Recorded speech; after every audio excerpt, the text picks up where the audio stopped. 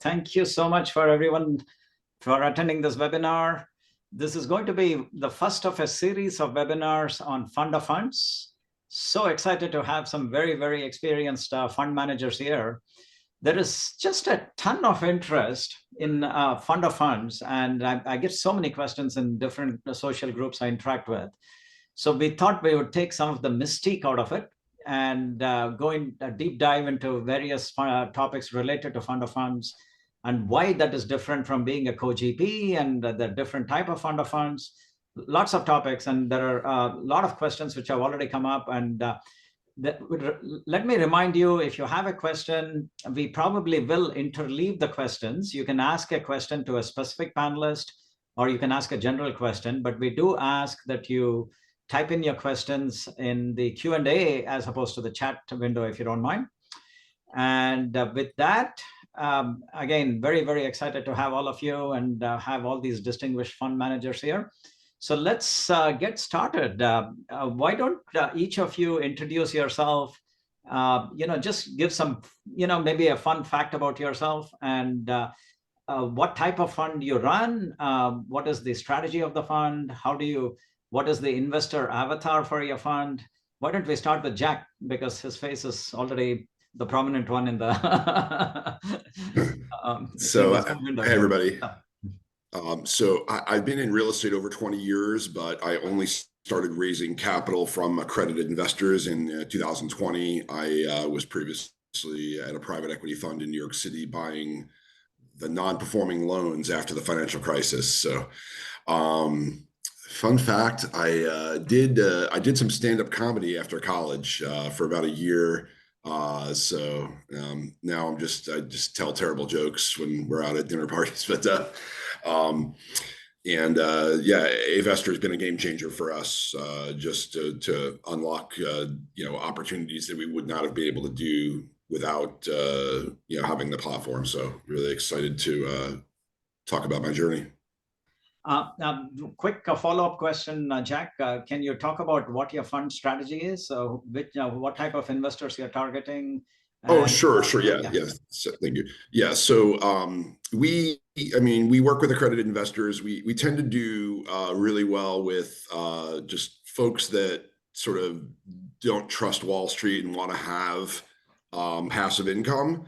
And we also tend to do really well with tired landlords. I'm actually working on a new ebook, Go From Tired Landlord to Retired Landlord, because that avatar, they like the K1 depreciation. They know real estate. They know it can be a grind if you try to do it yourself. So they tend to be on board with being, once they're at the stage in their life where they don't want to do it themselves, they like real estate and they want to be passive. So that's that, in addition to just people looking for diversification out of the stock market's been our two main avatars. Excellent. Thank you, Jack. Why don't we go on to Bobby? Bobby was one of the first funds on the A-Vestor platform, and I think he has a unique twist. Bobby, if you want to introduce yourself, a fun fact, and I know you have lots of fun facts about yourself. I'm curious to see which one you'll pick. I'll keep them PG-13 rated. Yeah, it is PG-13, I'm afraid. Sorry. All right. Bobby Sharma, thrilled to be part of this panel, and with Ash and Jack and Badri and Sanjay. Yes, I do run actually several funds on A-Vestor, but the main fund that I have is a fund of funds. We focus on debt, equity, just finding the best possible sponsors. If similar to Jack, 2.5 years ago, Badri reached out, and if somebody had told me 2.5 years ago that I'd be, running multiple funds, I would have said, "Now you're probably smoking something." But here we are, running some fairly large funds, very successfully, and it's been a good ride. The focus is on finding the best possible deals and the best possible sponsors, and collaborating with other fund managers. I don't see them as competitors. I see them as partners. The fun fact, I guess my passion is travel. So I've probably been to about 22 to maybe 23 countries. Just before the webinar, I was looking at some flights to Buenos Aires. I've never been there, so maybe that's the next new country I'll visit. But I just love traveling, and being a fund manager has allowed me to do that and be able to run my business and travel. So a little bit about me. Very cool, Bobby. Do you want to talk about how you got into real estate and your early part of your real estate journey before you started a fund? Yeah. So I house hacked when I was 24. I was I just finished college and I was in Southern California, and my attorney told me that it's going to take 4 to 5 years for me to get my green card. And so he told me to stay put, don't ask for a raise, and be a good employee. So I was paying a lot of rent in Southern California at that time. So I ended up, long story, but I'll make it super short. But I house hacked. I bought a 3-bedroom, 2-bath house in Riverside, California, and I stayed in one, and I had 2 roommates that covered my mortgage. That's how I got addicted to real estate. Very cool. Thank you, Bobby. Always excited to have you here. You're the numero 10 fund and the Augusta platform after our own fund. So very happy to have you here. Ash, my man, you always have an interesting story. Tell us about yourself. A lot of people already know you, and also your fund strategy and the fun fact. Go for it. Yeah, Bobby, great immigrant story, man. I love that. Ash Patel, I've been a full-time non-residential commercial investor for over 10 years. Fun fact about me is I like to poke a lot, and I didn't realize that until later in life, but I named my company Invest Beyond Multifamily because for the better part of 10 years, I've been trying to encourage residential investors to look at taking down non-residential deals. How I got started was I bought a mixed-use building in a college town. So I self-managed it. I saw the apartments getting destroyed by these college kids, and I saw the store owner put a lot of money into my building. So it was a pivotal moment where I chose to become a commercial real estate investor instead of residential, where our tenants actually improve your property on their dime. A-Vestor has been a game changer. It's streamlined all of our back-end processes. We no longer have to have hundreds of emails going back and forth with attorneys and accountants. So thank you guys for what you do. Thank you, Ash. Glad to have you here. And last but not least, we have Sanjay. Sanjay is also the CEO of A-Vestor, but I guess that's not the role we are focusing on here.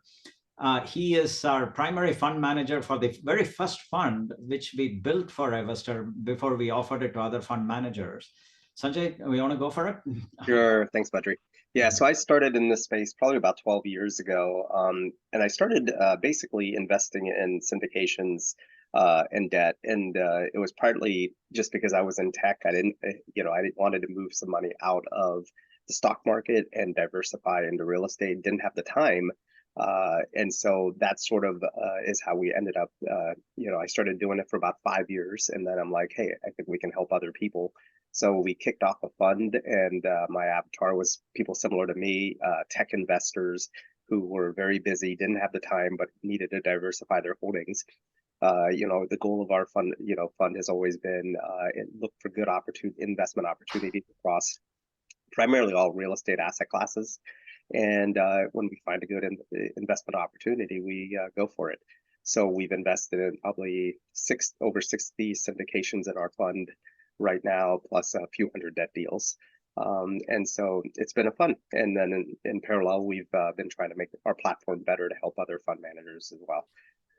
Fun fact for myself, it might be more of a funny fact. So, I left Intel a few years ago full time. And when I left, I sent out a message to all of my friends and family saying I'm retiring from Intel. Well, all of my extended family saw that initial message, but they never really saw anything after that. And so anytime I talk to anybody, they're like, oh, how's retirement life? So for the last 2 years, I think most of my friends know that I'm doing the startup world, but it's kind of funny getting on the phone and everybody in my extended family thinks I'm retired.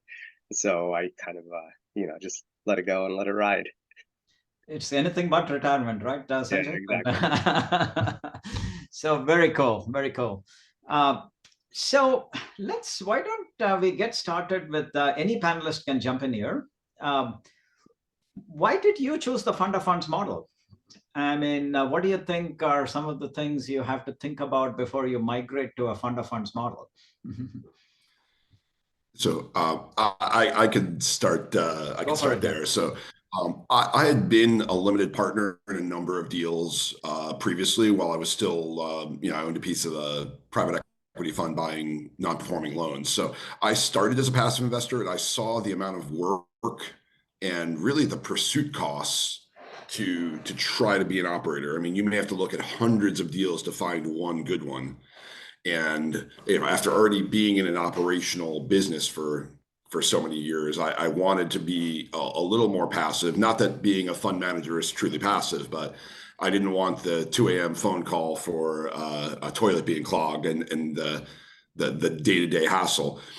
Plus, it's just at this point in the cycle to come in new and try to find a deal competing with 50 other people that are already experienced, know the brokerage community. I just thought it was a superior way. So for us to run our business, when you're the capital, we have 15 plus good operators that are, have experience, that are well connected in their markets, and they look at the 200 to 300 deals and they may buy 2 a year.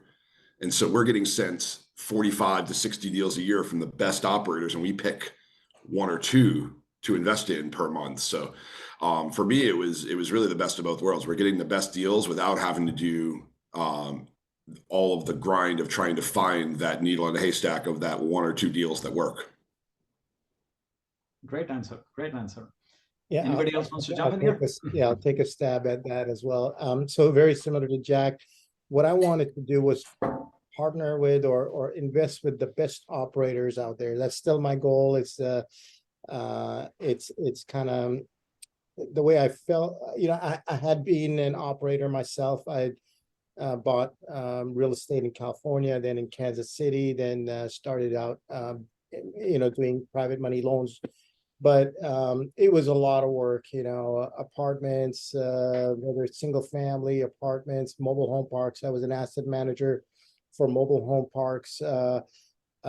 It was just, like Jack said, you're getting calls in the middle of the night, on the weekends.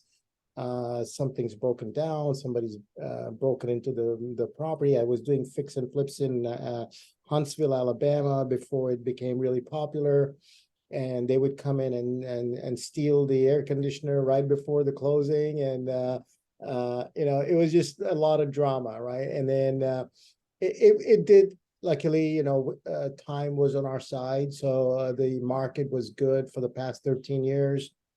So, lot was forgiven, but eventually it didn't fit my lifestyle that I was looking for. And like I said, I enjoy traveling. I enjoy being kind of hands off and delegating to property managers or project managers. So that's why I chose the fund to fund model. It allowed me to partner with the best of the best, and gave my investors trusted me with making wise decisions on their behalf. So it allowed me to give them better than your typical real estate investment returns. So that's what attracts me to being a fund manager. Excellent.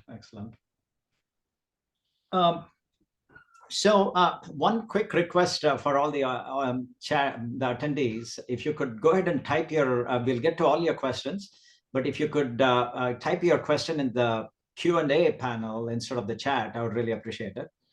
One of the things I wanted to mention before we go to some additional questions is people think that the fund of funds model is only for people who invest in other deals. But the fund of funds model can be used both for investing in your, you can treat it as a replacement for your syndication deals, or you could also invest in other sponsors' deals. I think you need to understand the distinction. And a question which I often get is, why bother with fund of funds? Why not just be a co-GP and don't worry about setting up a separate fund. Do any of you want to take a shot at why it's better to do a fund of funds versus just being a co-GP in a deal? I mean, quickly for me, I want to keep control of my investors. I want to control the communication. I want to be the one sending them their money. And otherwise, you're just functioning more like a broker. If you co-GP with someone else and you're putting your investors into their investment portal and they're getting, you know, ACHs from that sponsor, they're getting the newsletter from that sponsor, you're going to lose control of your investors. Even if they're loyal to you and even if the sponsor is, you know, ethical over time, you know, think 5 years from now when that deal exits, like you're not really a fund manager at that point. You're just kind of a broker for someone else's GP. And yeah, so it's much smoother to be able to actually own the platform, own the communication with your investors, and be able to provide multiple options through your system, as opposed to, you know, referring them essentially to another individual syndication. Yeah, no, that's a great point, Jack. I think it's all about building your brand. The key question to ask yourself is, are you building a business or are you just doing a one-shot, 1 or 2 deals here and there? If you want to build a business, you want to send all your investors to one common portal, have control over how you communicate with the investors. And here is a more important point. A lot of the co-GP relationships today in the industry are probably not very legit. I mean, because all they're doing, they're not really truly a co-GP. They're just raising capital and they're getting compensated for that. Sanjay, do you want to comment on that? I mean, because I think I feel like I've had a number of questions that the SEC will start tightening up on that relationship. Yeah, I think there's a lot of confusion in this space where people believe that, oh, if I have, quote, if I'm just a co-GP, I'm all good and I can raise capital. And it is a little confusing and the rules may be a little bit gray, but from an SEC perspective, it's pretty straightforward, which is a co-GP is somebody who is co-managing the property, not capital raising, right? So capital raising happens at the very beginning of, let's say, a 5-year deal. So the SEC is looking at, okay, great, you raised some capital in, you know, the first 180 days or 90 days when the deal was going live. Now, what did you do for the next 4.5 years? So one thing to always be careful about is, you know, co-GP models. You just want to make sure you're actually a co-GP, you're part of the team, you're making decisions, you're attending all the meetings, you're, you know, driving the property management aspect of it.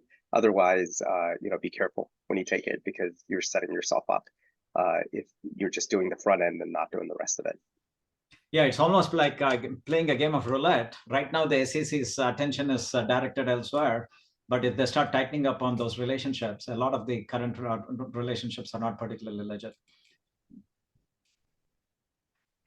So another question which I often get is there are different types of fund of funds. There is, you know, you can create a blind fund, which is fairly common in the industry. And there is also the customizable fund. Sanjay, do you want to take a shot at why you would pick a customizable fund or a blind fund, and then other panelists can jump into?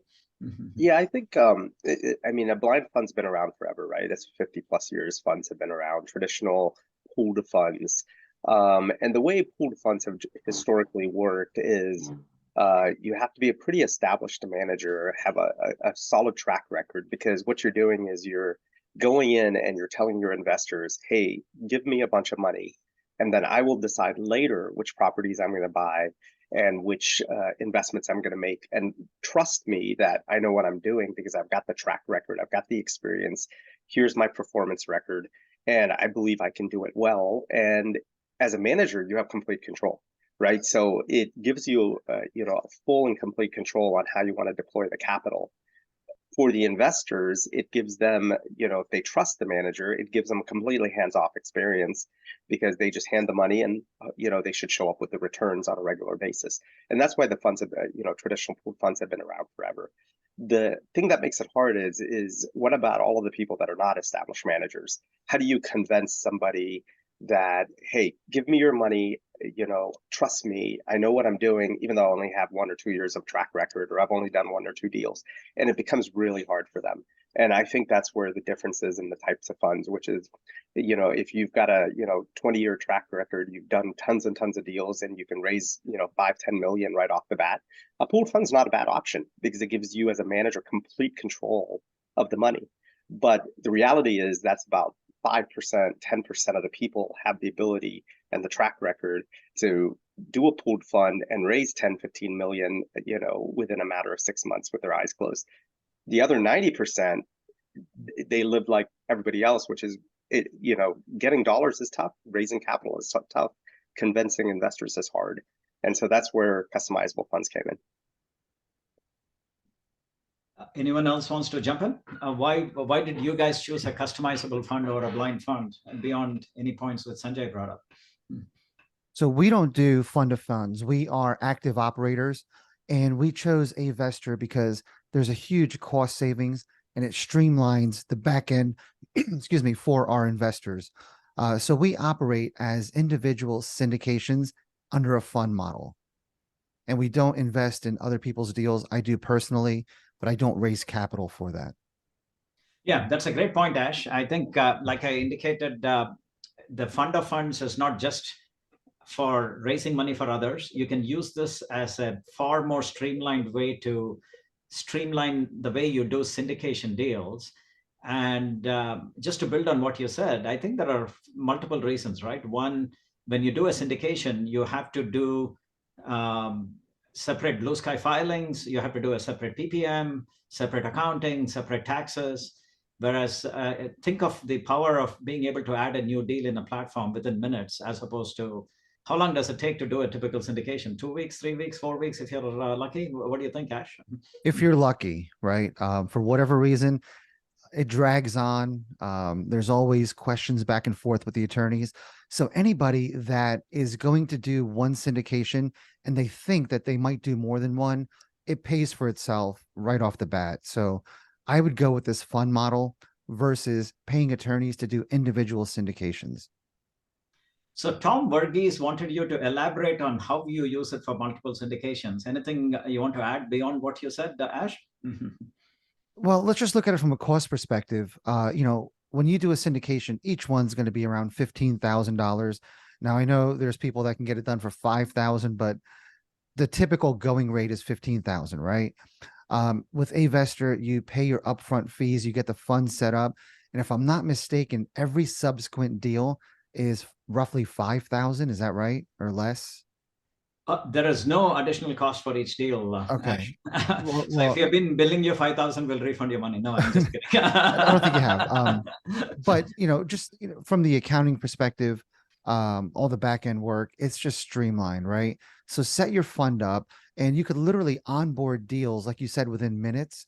So we don't have to have that 4-week period where we're getting our PPM drafted, we're getting it in front of investors, we're missing deadlines because they didn't get the paperwork in time. We've done a number of raises through Avestor, and it's just a very simple process. So anybody that is syndicating individual deals, you really owe it to yourself to get a platform like this. Agree 100%. Yes, similar situation. I do invest in other partners' deals. So for me, it was allowing my investors, giving them options to invest in different kind of loans or equity deals. Before it was, I used to get objections like, well, I don't want to invest outside of California, or I don't want to invest in California, or I only want to do debt, or I only want to do equity. Well, now it doesn't matter. They can come in, they can look at our the deals that are available on the platform, and they can pick and choose which ones and how heavy they want to go into a deal. But they pick and choose. We disclose everything. But giving my investors kind of a lot more options than would have been available beforehand was a key factor in in making the decision to move forward with Avestor, along with the all the other benefits, like, no other additional legal filings and so on and so forth, like one blue sky filing per state and so on. So, and the accounting is a lot simpler. The fact that they get one K1 is a big for people that invest with a lot of different syndicators. Just getting one K1 makes their life so much easier. So for a lot of them, that was a big benefit. And just the interface is relatively simple, easy. They get it. They get all their accounting data is available. All their distributions are available. So it was just a much easier kind of an explanation for my investors, that they come in, they can build their customizable fund, their customizable investments, and get a return every month or every quarter off of, a combined one single return off of multiple investments. Just made their lives a lot easier, and my life a lot easier. So those were the key benefits for me. Yeah, great point, Bobby. I remember when you initially got started, I think you do a lot of private money lending deals as well of your own, in addition to investing in other sponsor deals.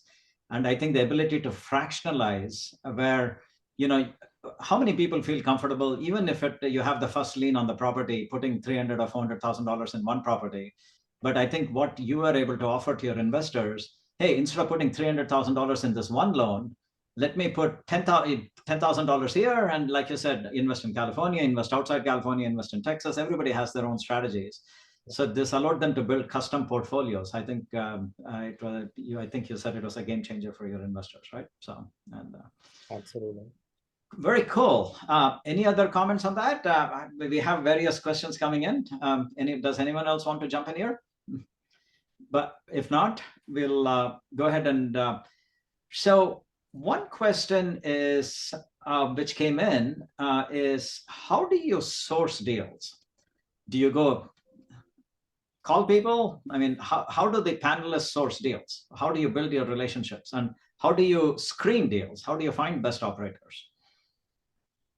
Anyone can take that question. I'll talk about how we do our deals. And again, I'm sorry, we're not fund to funds. We just find our own deals. We look for mismarketed, mismanaged, or mispriced deals, right?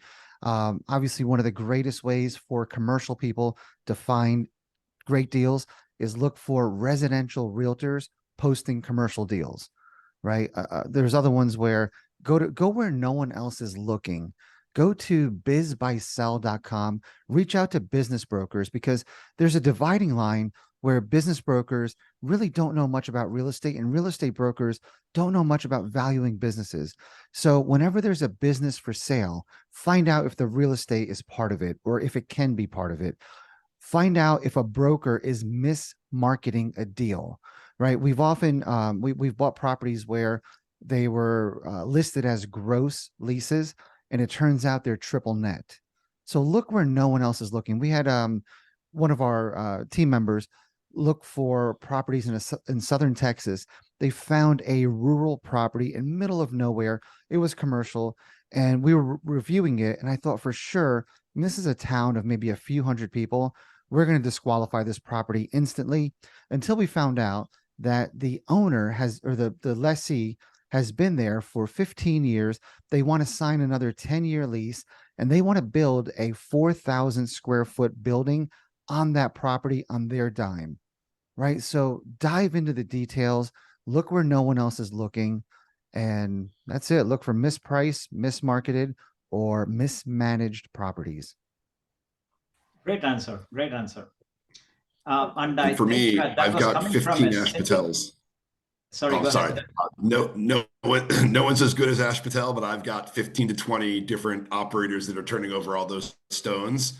And so by going to conferences, being part of a number of masterminds, and even Avestor itself has a kind of a bi-weekly call for other fund managers to discuss deal flow. And over time, when you're putting money onto the street, people will reach out to you, and it doesn't need to be millions of dollars either. Just being a consistent investor, whether it's even a few $100,000 per deal every few months, you're far and away at a different level than the doctor or the lawyer putting 50 grand in once or twice a year or so. Just by being active in the business, the good deals will come to you when you're, a fund manager.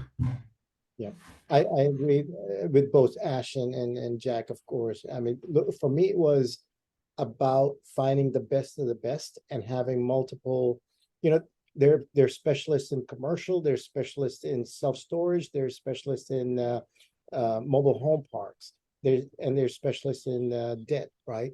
So for me, it was about, I had known my partner in Better Capital Fund for about 11 years. I'd done, several hundred deals with him already.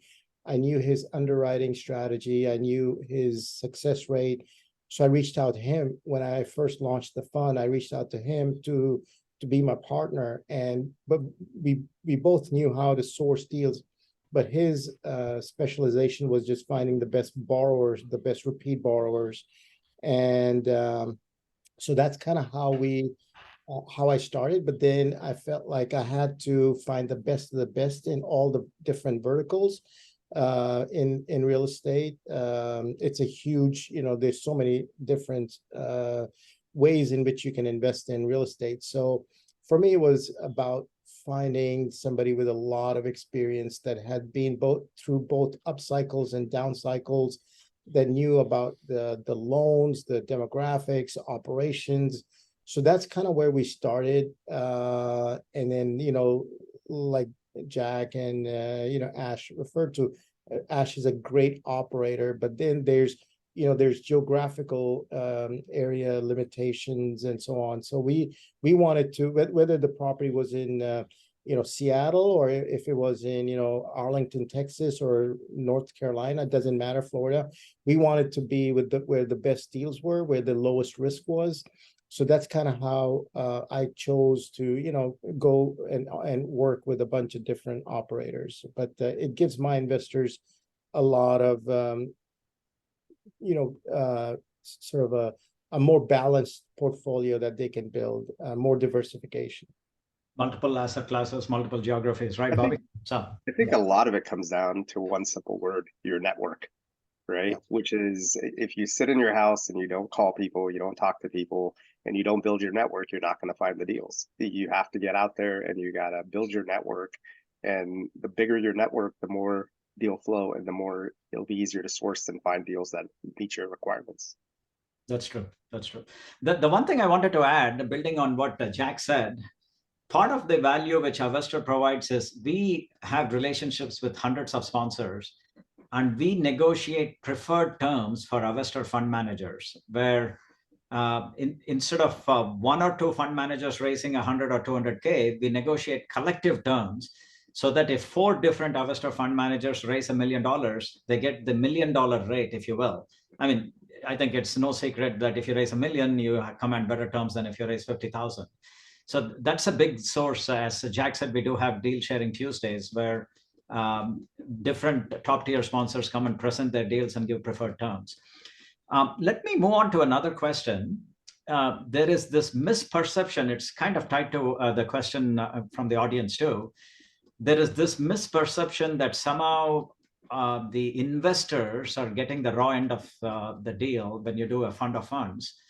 I know we have done a lot of work to make sure that's not the case. Sanjay, if you want to go and talk about how you can maybe walk through a typical example, the 85-15 split and a 70-30 split or something, where the investors are not necessarily getting a raw deal in terms of what they're, just because they're investing through a fund of funds. So, yeah, I mean, there's if at the end of the day, if you're investing in a whole bunch of syndications, there's a set of expenses and fees that, whether you know it as an investor or not, you're still paying for it. As Ash brought up before, right? $15,000, $20,000 in legal fees to get each syndication set up. While as an investor, you may not see it directly, it's going to come off the top before you get your returns as investors.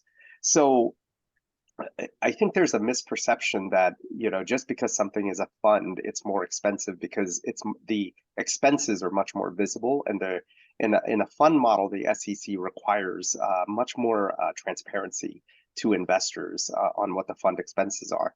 But in many cases, the reason funds and pooled funds have existed forever is because of operational efficiencies, cost efficiencies, and time efficiencies, right? And all of that adds up.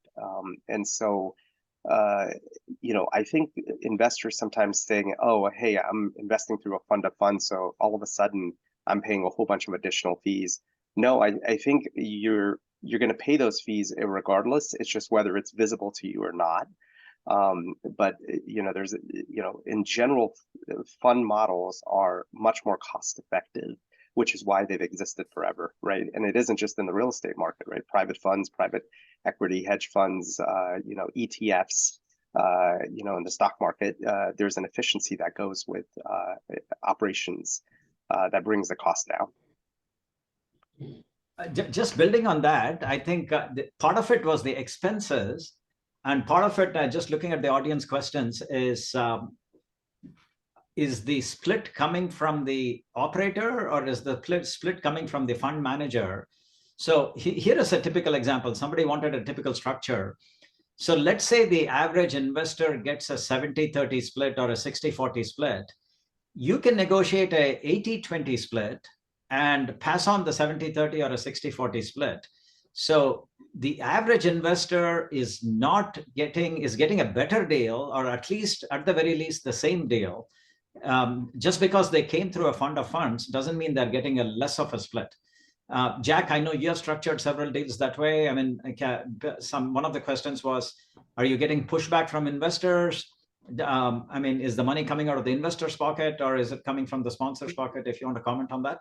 Mm-hmm. Yeah. So, I mean, I certainly have a lot of investors that are fee conscious. There's the type of investor who reads about the efficient market and Vanguard funds and minimal fees. And so, so there's definitely a lot of investors, and we seek to, make it so investors do get a better deal through us than if they went directly, in addition to having the access, having, our pre-vetting of deals, going into a deal that, in many cases I've had personal money with previously. So, we try not to compete on price as the only thing, but, absolutely, it doesn't need to be large amounts of money. Some investors, some sponsors above 250,000 or above 500,000, you're getting a better share class. We do negotiate that. And in some cases, because we're consistent and we've invested in multiple deals, even if one deal is a little bit less money for whatever reason, we're often getting the better share class. We had one situation where we only put in 250,000 and we got the $500,000 share class because multiple other deals we put in over 500,000. So, we absolutely do negotiate better terms, and it can be significant. So, all for, so investor putting in 50,000 is often getting the same terms as an investor putting in 250,000, and that covers the platform fee. And in many cases, I think they're doing better through us, if not breaking even and covering our fees. In many cases, they're doing absolutely better just by coming through, our platform as opposed to going directly into the deal.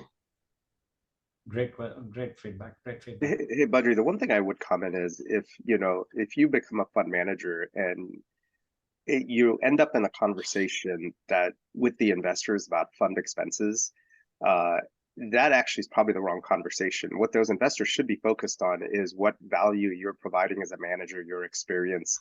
And in the end of the day, a fund is a business just like every other business, and there's margin that has to be made, and your time is money. And so if an investor does not see the value associated with being part of your fund and the value that the managers provide, which is a huge amount of due diligence, it's a huge amount of operational work to go source these deals, find these deals, an investor doesn't see the value in that, then sometimes I think you just have to say, we've walked from numerous investors, right? Because they just don't see the value that so then it's like, okay, you go, if time is money at the end of the day. And if the investor feels like, your time isn't worth any money, then they should go spend their own time to source their own deals. And, sometimes it's a blunt conversation. It really comes down to that, because at the end of the day, the manager of the fund has to make income for it to be valuable. And it's a business, just like every other business. So, and if an investor doesn't understand that, then it's probably not the right investor, and you move on. No, that's great feedback. Here's another question from the audience. Any of you can take it. How do you amortize or charge back the fund setup fees to your investors? Do you allocate it to the first deal within the fund, or do you spread it over the course of the entire first year, for example? Sanjay, I know you've worked with a number of funds, so maybe you can take that and other people can jump into. Yeah, in I think there are a general, number of options. So. there's a number of options but in general, there's different types of, there's different buckets. One is the startup expenses that are associated with getting the fund off the ground. Those are kind of similar to any other business. You have a set of startup expenses. Then you have monthly operational expenses for, running the fund. And then you have fund manager income. And all three of those are separate buckets. So the startup expenses are generally capitalized on the books and they become an asset, because when you build your docs, when you put all this stuff together, it is considered an asset of the fund, of the business, because there's value associated with the documents and everything else you put together. So you capitalize it, and then you basically end up having to show it as a payable from the fund back to the fund manager as a liability on the books. So the manager can then get paid back from the fund after the fund starts making money. And the manager has the flexibility to decide when, per the legal documents, when they want to basically take, and get a payback for the liability. So the startup expenses, like any other business, the managers usually pay out of pocket, and then it becomes a liability of the fund to pay the manager back in the future.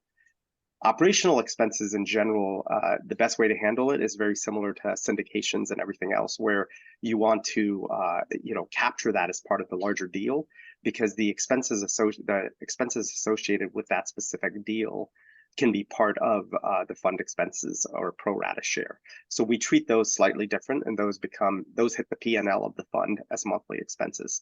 And then finally, there's manager income, which is different than fund expenses. And sometimes people get those confused. And manager income is manager income, which is what is the income the manager is generating for sourcing the deal, for finding the deal, managing the underlying properties, and that income is part of the manager's income. And so you kind of have to keep all three separate. That's a great summary. Great summary. Anyone else wants to jump in there? I guess I'll kind of build on that question. How do you approach manager fees, AUM splits? I know the Investor platform allows you a wide range of flexibility on how you do it, but maybe each of you can talk about how you approach, how you generate income. At the end of the day, it's business, as Sanjay said. You're not in this, it's not a nonprofit. I hope it is not. So how do you generate income from your fund? Bobby, Ash, Jack, all three of you maybe? I'll give Jack, go ahead. You want me to start? So we have a combination. So, we certainly charge the management fee, although on certain multifamily deals where the distributions have only been a few percent, we're in some cases accruing it, because, if there's only a 4% annual cash on cash return, we just, for marketing purposes, we, don't want to be taking 2% of that. But, on our debt deals, it's been, easy. We're in a few hard money funds where, they pay 12, 13% annually, where, we just take out the 2% quarterly. And then as far as the carried interest, in some cases, we are legitimately getting co-GP. I know that was mentioned earlier. We take the position that, we're more actively involved. We sit in on asset management calls. So while we don't have decision-making authority, we're not getting just compensated for raising money, because we're, a legitimate part of the capital raising team, and we're consistently, investing in deals. So, in some cases we are getting that, usually about a 30% pro rata co-GP split that just gets paid to us as manager, separate from, the Investor platform. And then, what we're starting to do more of now, because more fund managers are moving, or more funds are moving towards just giving better splits because of the regulations, and just trying to do it, where it's completely, where there's no gray area with the SEC. So we're also starting to just kind of make our own waterfall within the Investor system, where, if an investor would have gotten 70-30 for putting in $50,000, but we get a 90-10 for putting in $1 million, we are basically going to structure our own waterfall within the investor platform and just basically disclose that the investor still gets 70-30, or maybe we give them 75-25. But we actually take part of the difference for raising additional capital and pulling investors together. Yeah, we do it the same way and that Jack described. On the debt side, it's a little different. We collect points and interest. We keep the points, that's kind of our salary. And then on the interest rate, we pass almost all of it to our investors. We do keep half a point for operational expenses, but everything else gets passed over to the investors. This may not be a popular answer, but my two partners and I don't need the immediate income. So we're more in it for the long-term equity plays. So our fees are minimal. We self-manage all of our properties, so we do get a property management fee. But for the most part, we get paid on the back end upon sales. And I know, the common theory is you can't eat equity, can't spend equity. I get that, but get your equity high enough and you won't care about passive income or fees. There you go. Just do good deals like Ash does. That's all. So let me take the liberty of answering one question very quickly myself. One question is, within a fund, can you have one deal that's 506B and another deal which is a 506C? So just to quickly recap, we will have more sessions like this which dive into the legalities, the exemptions. We won't get into that too much into this session. But to very quickly answer your question, you can either create a 506B fund or a 506C fund. And a 506C fund can invest only in 506C deals, or a 506B fund can invest only in 506B deals until it hits $5 million in AUM. And then you can invest in 506C deals also, because the fund itself becomes accredited. So I just wanted to give a quick answer to that, but go ahead, Sanjay. Sorry, I'm not sure if I heard you correctly, but just so we're on this, 506C funds can invest in 506B deals. B deals, correct. Oh, sorry, did I thought I said that, but yeah, thank you for clarifying. B funds are limited in terms of the deals. So how do you market a fund of funds to your investors? Is this different than marketing a single deal? Any of you can take that question. I mean, when you're out talking to investors, is this different? Do you market a deal? Do you market your fund? How do you approach it? Both. You got to market the team, market the deal, market the platform. You gotta be out there on all channels, all strategies. But mainly, it's about the team. That's really important, because you got to make sure that you prove to the investors that these are seasoned operators that have been through good times, bad times. They know what they're doing. So the team is important, and of course the deal is important, and of course the platform itself is very important. So that's kind of how I approach it. Jack, Ash, do you want to? Yeah, I think like anything, you market yourself, right? The investors are writing a check to you or your company, so they've got to feel good about you. Market yourself, right? Educate your investors, add value, more so than the operators. They're entrusting their money with you.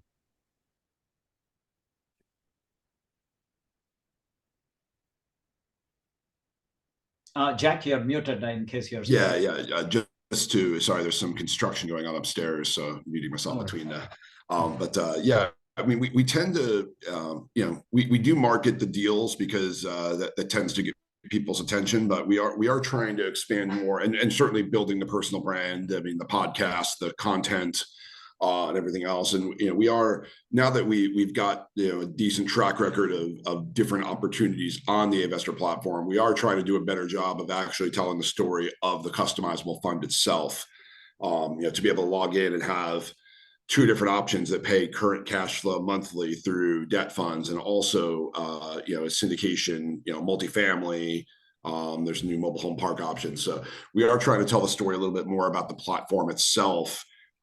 But we tend to, the individual deal does get people's attention, and no better way to start a discussion than having a live opportunity. So we do try to kind of lean on the live opportunities to facilitate discussions, and then just have an overall conversation with investor about what their goals are, what their pain points are, how we can, potentially help them, and if some of our investments will be a fit for them. Great feedback, great topics.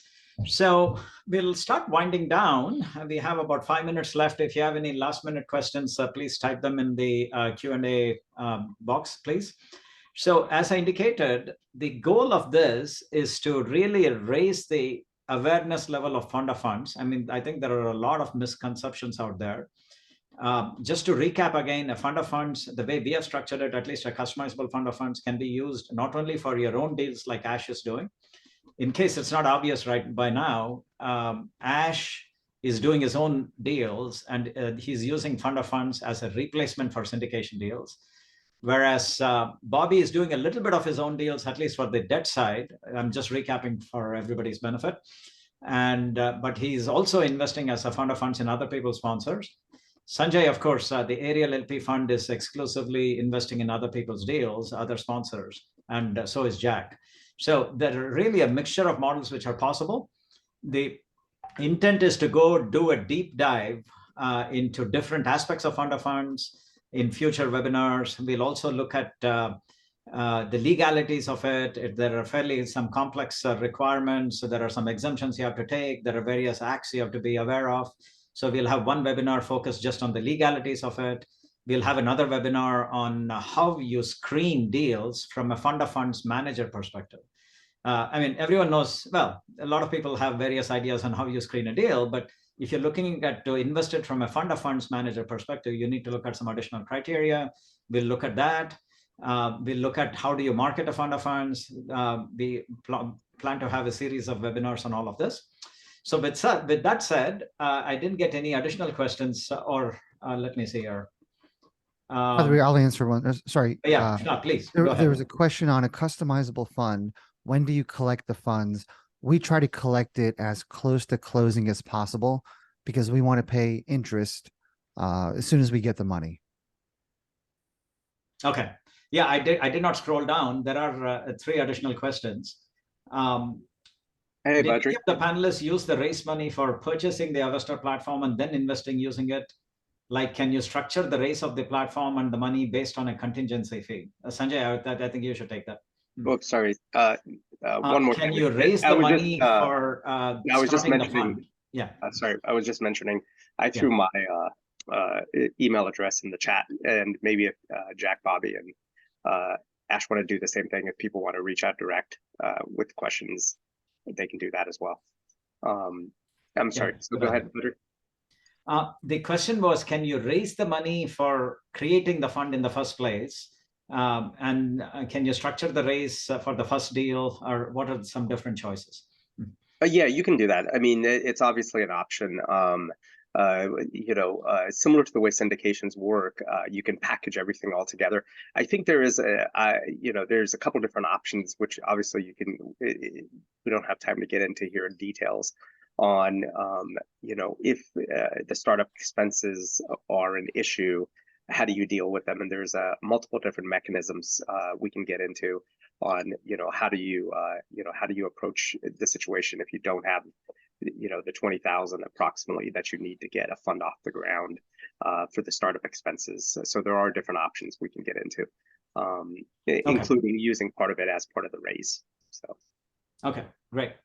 We'll do one last question and then allow panelists to say some final words. I know we couldn't get into all of the questions. We'll have future webinars and we'll get back to you with additional questions. What's the maximum size of a fund of fund, and what percentage of a deal can be done with this structure? The question is there a limit on the size of the deal as a percentage of the fund of funds? Mm-hmm. Well, the size of the fund can be whatever you want it to be, right? 10 million, 15, 25, you can adjust it later too. In terms of the deals within the fund, it can be, again, as small as you need them to be or large as you want them to. It really comes down to how large is the deal and how much equity you're trying to raise. So there is a limit on how much an individual investor can invest in the fund, and that's capped at 19%. So no one investor can own more than 19% of the equity of the fund. But how many deals and what the size of those deals are is completely, it's up to the fund manager to manage. Yeah, okay. And if you're in other people's deals through more of a fund of funds model, I think they're limited to 99 investors. If you're doing your own deals like Ash, I think there'd probably be no limit. Correct. But I'm not an attorney, but I'm just repeating what my attorney had told us about. Yeah, we'll go into a lot more details of the legal exemptions and structures in a future webinar. Thanks, Jack. Here's your chance for final words of wisdom. I mean, there are a lot of aspiring fund managers. What are your words of wisdom? And all of you, if you want to just wrap up, I think we are about a couple of minutes almost there. So.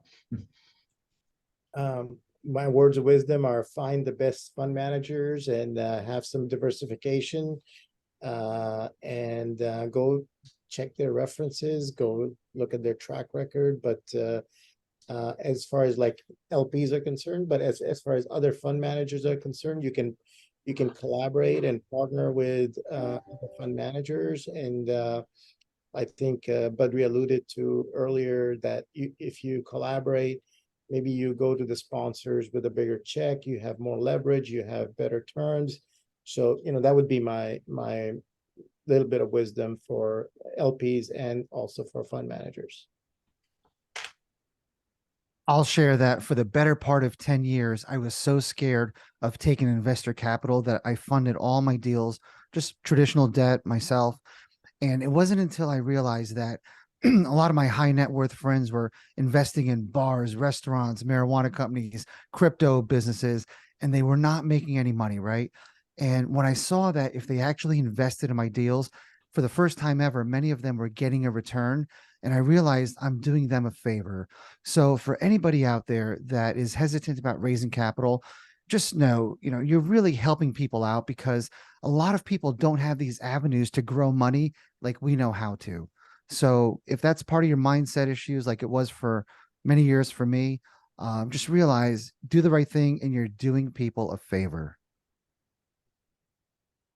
Very, very well said. And just to add to that, I think we're still kind of at the leading edge of this space. It's really been only 2012 that the private placement industry was allowed to market through the 506c. And there's a movement of people that don't trust Wall Street, want to invest outside of the traditional stocks and bonds, and I think it's still a very small percentage. The average accredited investor who's worth $1 to $10 million, I think 90% of them have most of their money in the stock market, and that's way too much. So giving them access to these allocations into these alternative platforms is really you're doing them a service. And I think over the next 10, 15 years, you're going to see a lot higher percentage of people investing into the private fund industry. So I think now is the time to jump in, establish your brand, and Avestor has been a big part of being able to do these deals. Like to do a $250,000 allocation, you could never do it to private placement for that.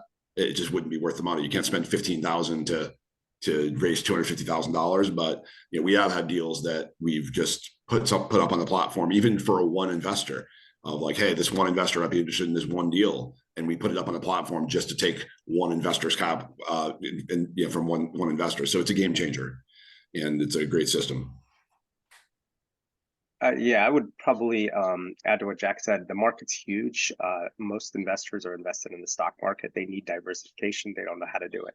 So it really isn't a question of the size of the market. And if there's money out there, it's a question of your ability to raise capital, learn, and find good deals.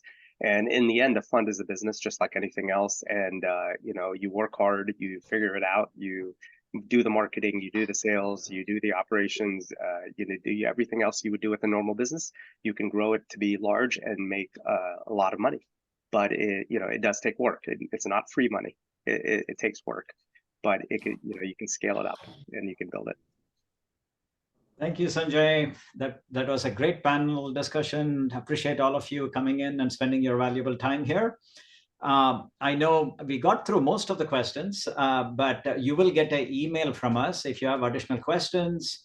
If you want to just explore your options, we are always there at Avestor. We help you with all aspects of marketing, launching, scaling your fund. It's not just here is a software platform, go for it.